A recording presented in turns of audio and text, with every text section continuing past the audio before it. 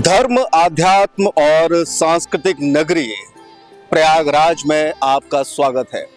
पेप्टेक time Madhya Pradesh समाचार इस समय प्रयागराज के महाकुंभ मेले में है और इस मेले में किस तरीके से पूरे देश ही नहीं बल्कि पूरे विश्व भर से यहाँ पर लगभग 40 से 50 करोड़ लोगों के आने की जो व्यवस्थाएं की गई हैं, इस बड़ी व्यवस्था को हम अपने कैमरे के माध्यम से, अपने चैनल के माध्यम से आप तक पहुंचाने जा रहे हैं।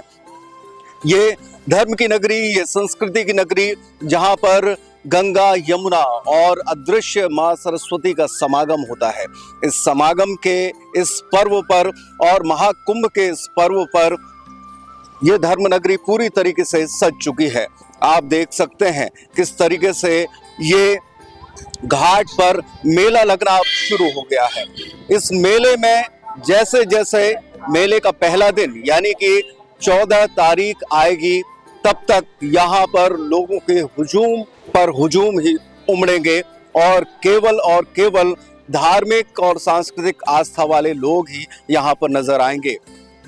साधु संतों का समागम होगा, पूरे विश्व की मीडिया का समागम होगा, पूरे विश्व भर से श्रद्धालु यहाँ पर आएंगे और इस श्रद्धा की पावन सलीला में अपनी डुबकी लगाकर अपनी मनोकामना पूर्ण करेंगे।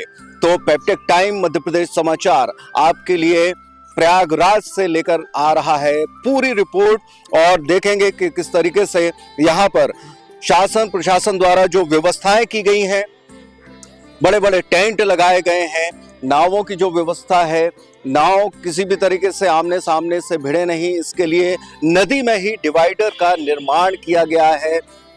अलग अलग लोगों के रुकने की व्यवस्थाएं हैं, वीआईपी टेंट हैं, साधारण लोगों के लिए साधारण टेंट व्यवस्थाएं हैं और पूरी तरीके से एक महानगरी का विकास यहाँ पर हो चुका है, जो कि आने वाले 40 दिनों में लोगों की उपस्थिति की भागीदारी बनेगी और श्रद्धा और आध्यात्म का समागम होगा। मठ मठाधीश यहाँ पर धीरे धीरे उपस्थित होते जा रहे हैं और हम उनसे इस पूरी यात्रा के दौरान बातचीत करेंगे और जानेंगे इस पूरी आध्यात्मिक नगरी का महत्व। समुद्र मंथन से जब अमृत की बूंदें गिरी तो वो देश के 4 जगहों पर गिरी और उन 4 जगहों पर कुंभ मेला लगता है। कुंभ मेले की खासियत यह है कि यहाँ जो प्रयागराज में संगम में जो मेला लगता है वो मेला अपने आप में अद्भुत है और कहते हैं कि 144 साल में जो दिन आता है वो महाकुंभ का होता है। ये 144वां वर्ष है और इसी वजह से इस महाकुंभ के लिए न सिर्फ उत्तर प्रदेश सरकार बल्कि केंद्र की सरकार भी अपने पूरे प्रयास में है कि यहाँ पर किसी भी तरह की अव्यवस्था ना हो। जो भी श्रद्धालु आते हैं, जो भी पर्यटक आते हैं, चाहे वो देश के पर्यटक हों या फिर विदेशों से आने वाले लोग हों, विदेश की मीडिया हो या फिर दूर दराज के जो भी साधु संत और भक्त यहाँ पर आ रहे हैं, हिमालय की कंदराओं से निकल कर आ रहे हैं, गुफाओं से निकल कर आ रहे हैं, यहाँ पर पहुँचने वाले लोगों को किसी भी तरह की दिक्कत ना हो, परेशानी ना हो और उन्हें पूरी व्यवस्थाएं मिले और वे इस पूरे महाकुंभ के दिन यहाँ पर रुककर इस आध्यात्मिक नगरी में अपनी मनोवांछित कामनाएं पूर्ण करें।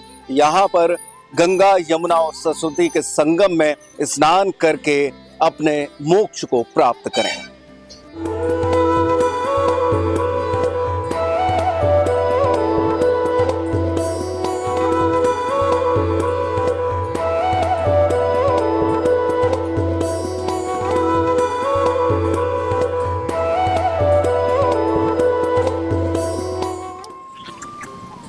महाकुंभ प्रयागराज में इस दौरान पेप्टेक की टीम मौजूद है और अब हम आपको दिखा रहे हैं नावों की व्यवस्था के बारे में आज चर्चा करेंगे। अभी आप देख सकते हैं कि नाव में है, यहाँ पर यमुना जी की ये धारा है और इसके उस तरफ गंगा जी की धारा और वहाँ पर संगम का जो विंगम दृश्य है वो आपको नजर आएगा। धीरे धीरे जो हमारे खेवैया हैं वो अपनी नाव के माध्यम से हमको किला घाट तक पहुंचाने जा रहे हैं। लेकिन हम यहाँ की जो व्यवस्थाएं हैं, चूंकि इस दौरान जैसा कि हमने आपको बताया था कि लगभग 40 करोड़ लोगों के यहाँ इस पूरे 13 जनवरी से लेकर और 26 फरवरी तक महाशिवरात्रि तक पहुंचने की उम्मीद जताई जा रही है।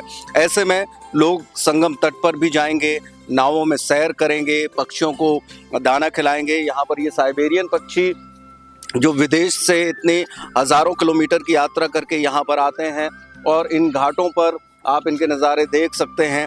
लोग दाने डालते हैं, पक्षियों को दाने खिलाते हैं, पुण्य अर्जित करते हैं। सैलानी यहाँ पर आप देख सकते हैं ये किस तरीके से स्नान करते हुए और माँ गंगा यमुना को अपना अर्घ्य देते हुए। तो जो व्यवस्था की गई है, जो प्राधिकरण द्वारा यहाँ पर व्यवस्था है, मैं आपको बता दूं कि 12 घाट बनाए गए हैं। इन 12 घाटों के माध्यम से नावों का संचालन जारी किया गया है। ये आप देख सकते हैं, ये नदी के बीचों बीच डिवाइडर बनाए गए हैं।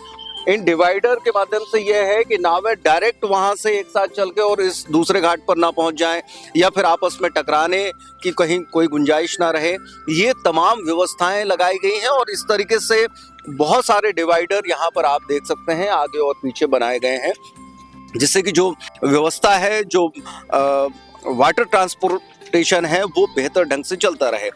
तो 12 घाट और आप नावों की संख्या देखकर आश्चर्यचकित हो जाएंगे कि उसमें उन्होंने जो रखी है संख्या वो 3500 है, यानी कि 3500 नावों की व्यवस्था यहाँ पर की गई है। साथ ही साथ ये स्पष्ट तौर पर निर्देश हैं कि एक नाव में 2 चालक होंगे।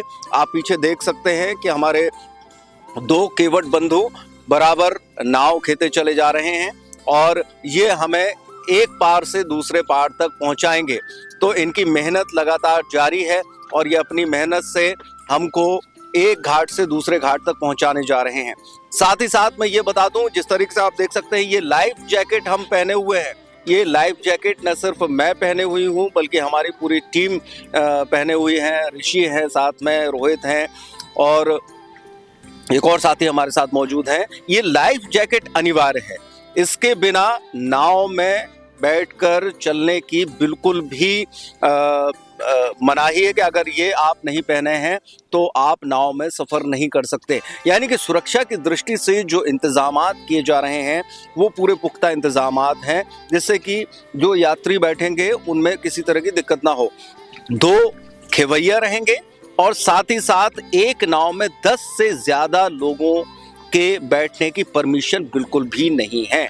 तो 10 लोग ही एक नाव में सवार होंगे, जिससे कि गहमा गहमी की स्थिति ना हो। बैठने की व्यवस्था इस तरीके से है, आराम से आप देख सकते हैं। यहाँ चटाई बिछी हुई है और आप चटाई पर तसल्ली से अपने सामान रखकर, और अब मैं चाहूँगा यहाँ हम किनारे देखें। ये आप देख सकते हैं क्या अद्भुत नज़ारा है। ये डिवाइडर बने हुए हैं और इन डिवाइडर्स में ये आप देख सकते हैं कितने सुंदर पक्षी हैं। ये यहाँ पर बैठकर रेस्ट कर रहे हैं। बीच बीच में इन्हें भोजन मिलता रहता है। जो भी श्रद्धालु यहाँ पर आते हैं, घाट के किनारे तमाम दुकानें लगी हुई हैं और उन दुकानों में इनके लिए दाना मिलता है, चारा मिलता है और ये दाने चारे को लेकर ये अपना पेट भरते हैं, यहाँ पर डुबकियाँ लगाते हैं और इसके बाद यहाँ लाइन से आकर बैठकर थोड़ी देर सुस्ताते हैं, आराम करते हैं।